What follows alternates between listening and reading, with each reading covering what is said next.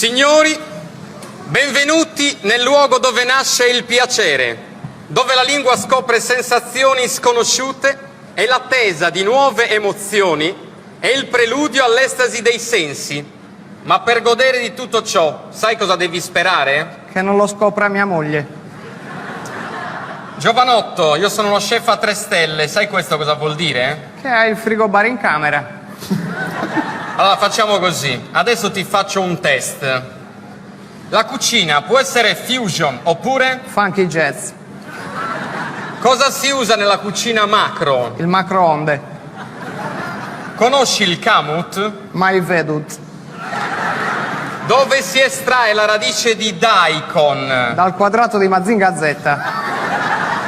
Cosa metti per evitare lo zenzero? Le zenzeriere.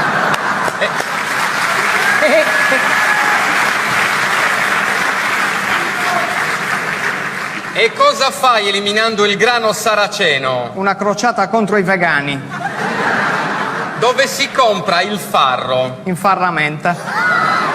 Couscous, tapioca, burgur. Bus, carioca, parkour. Di cosa è ricca la segale? Di fantasia.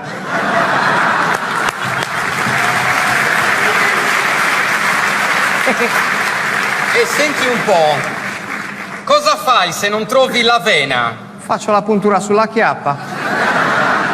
Un'alternativa alla quinoa. Il kayak. Conosci l'agro di Umeboshi? Non lo conosci. E cosa abbini al gelato affogato? Una ciambella gonfiabile. E se ti dico glasse? Ti dico plego.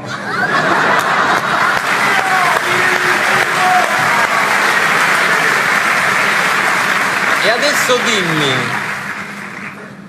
è un dolce italo-giapponese. Il tiramissushi. E qual è la cosa più difficile nel preparare l'uovo in camicia? Vestire la gallina. Allora, giovanotto, non ci siamo. Allora, tu di ingredienti non capisci un cappero. Un caper. Devi sapere che la cucina è un'arte sinestetica che si esprime attraverso sapori, profumi e persino suoni. Per esempio, che piatto prepareresti per la nostra orchestra? Spaghetti alla chitarra.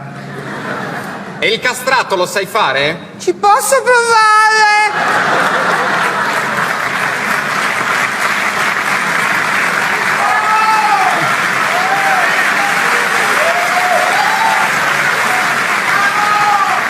Il test va avanti, eh? Qual è il frutto della passione? La prugna. È ricca di cetrioli. Legge finanziaria. Arriva dopo lo stufato. Lo scoglionato. Allora basta, ultima possibilità. A Roma o la Rosetta? A Milano l'amichetta? Stiamo parlando di? Scusate, ma Ma no, stiamo parlando, può essere sardo, può essere toscano e persino scuro. Dai, di cosa stiamo parlando? Di Carlo Conti. no. Scusate se intervengo, non ha imparato molto bene, ma posso provare a fare io una domanda, insomma, Allora, non mi intendo molto di cucina, ma io ho a disposizione 2 sarde e una trevigiana. Cosa si fa? Si passa una bella serata. Vabbè, lasciamo perdere, va. Una bella serata in compagnia di Pino e gli Anticorpi.